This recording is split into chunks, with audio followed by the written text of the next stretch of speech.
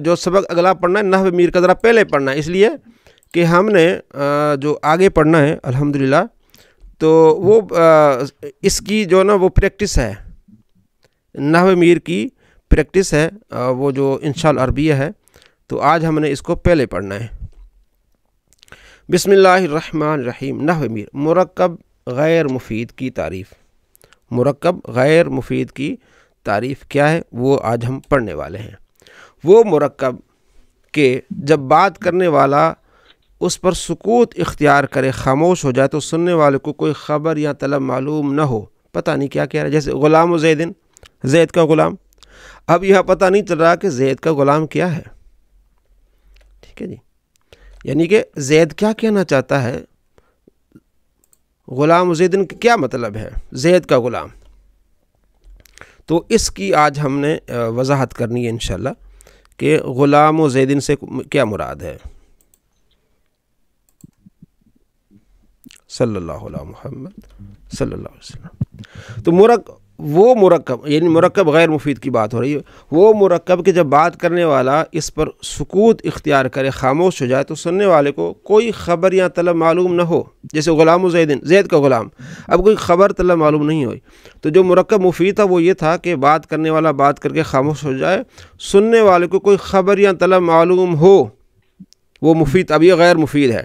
اب مرکب غیر مفید کی اقسام، اس کی بھی اقسام تھی اور اس کی بھی اقسام ہے۔ مرکب غیر مفید کی 3 قسمیں ہیں، مرکب اضافی، مرکب بنائی، مرکب مناصرف۔ پہلی قسم مرکب اضافی، وہ مرکب غیر مفید جس میں پہلے جز کو دوسرے جز کی طرف منسوب کیا گیا ہو۔ جو پہلا جز ہے وہ دوسرے جز کی طرف منسوب ہو، جیسے غلام و زیدن، زید کا غلام۔ پہلا جز غلام منسوب کس طرح ہے، زیدن، زید کی طرف، ٹھیک ہے۔ جیسے ہم پڑھتے ہیں رسول اللہ، پہلا جز منسوب ہوتا ہے اللہ کی، رسول اللہ، اللہ کا رسول۔ کتاب اللہ، کتاب پہلا جز منسوب ہوتا ہے دوسری کی طرف، اللہ کی کتاب۔ نبی اللہ، اللہ کے نبی، اسے کہتے ہیں مرکب اضافی، اسے کہتے ہیں مرکب اضافی۔ میں آواز بند کرتا ہوں خود ہی دوستوں کی، ٹھیک ہو گیا، اب انشاءاللہ اب آسانی ہو جائے گی آپ کے لیے جی۔ بڑے مزے کا سبق ہے۔ مرکب اضافی بہت زیادہ استعمال ہوتا ہے، جیسے ابھی میں نے پڑھا بھی۔ اچھا، رسول اللہ، بیت اللہ، اب پہلا جو دوسرے کی طرف منسوب ہو رہا ہے، بیت اللہ، اللہ کا گھر، رسول اللہ، اللہ کے رسول، اسے کہتے ہیں مرکب اضافی۔ دوبارہ دیکھیے، مرکب اضافی یعنی کہ وہ مرکب غیر مفید جس میں پہلے جز کو دوسرے جز کی طرف منسوب کیا گیا ہو۔ پہلا جز کیا ہے، یہ غلام ہے، اور اس کی نسبت زید کی طرف دی گئی ہے کہ زید کا غلام۔ اس کے جز اول کو مضاف کہتے ہیں، یعنی یہ غلام مضاف ہے، اور جز ثانی کو کس کو جز ثانی کون سا ہے، جز ثانی ہے زید۔ جز ثانی زید کو مضاف الیہ کہتے ہیں۔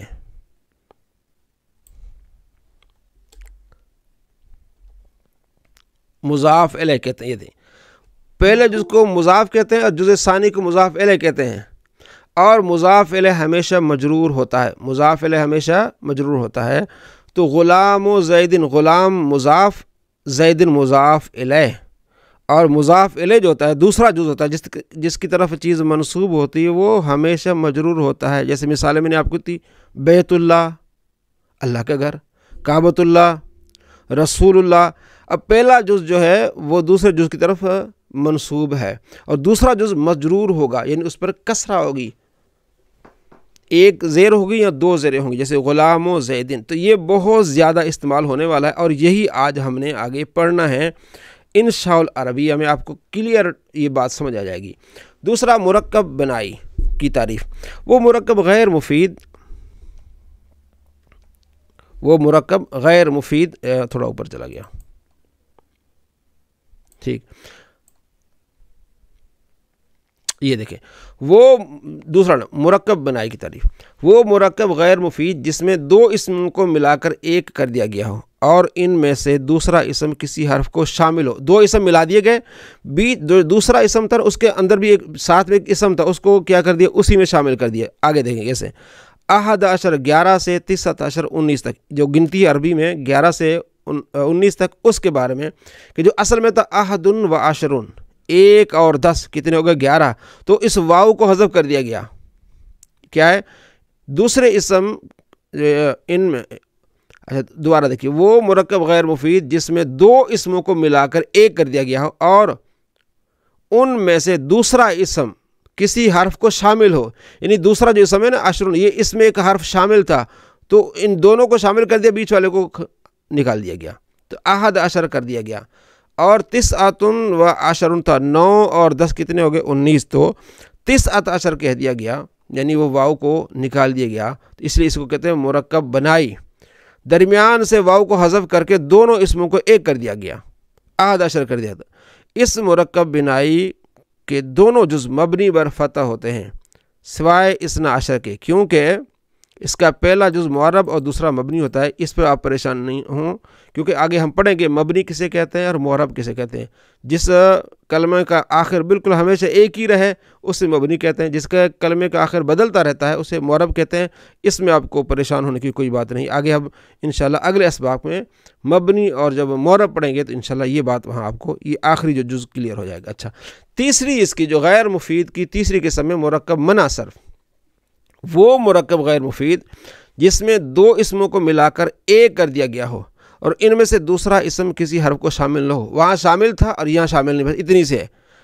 ایک اگر آپ نے تعریف یاد کر لی تو آپ کی دوسری تعریف خود یاد ہو جائے گی کہ وہ جس میں اسم کسی حرف کو شامل کیا گیا ہو وہ جو ہے پہلا ہے، اور یہ کیا ہے منع صرف ہے. جیسے بال بکو حدر موتو، اکثر علماء کے نزدیک اس کا پہلا جز مبنی بر فتح ہوتا ہے اور دوسرا جز معرب ہوتا ہے. اس کو بھی آپ نے فی الحال ایسے ہی پڑھ لینا ہے، لیکن سمجھنے کے لیے ٹینشن نہیں لینی، آگے اس کی باتیں آ رہی ہیں. یہ جو تیسرا ہے نا مرکب منع صرف، یہ بہت کم استعمال ہوتا ہے، اور جو اس سے پہلے والا ہم نے پڑھا بنائی یہ خال استعمال ہوتا ہے. لیکن جو پہلا ہے مرکب وہ اضافی، وہ بہت زیادہ استعمال ہوتا ہے، تو اس کی آج ہم پریکٹس کریں گے.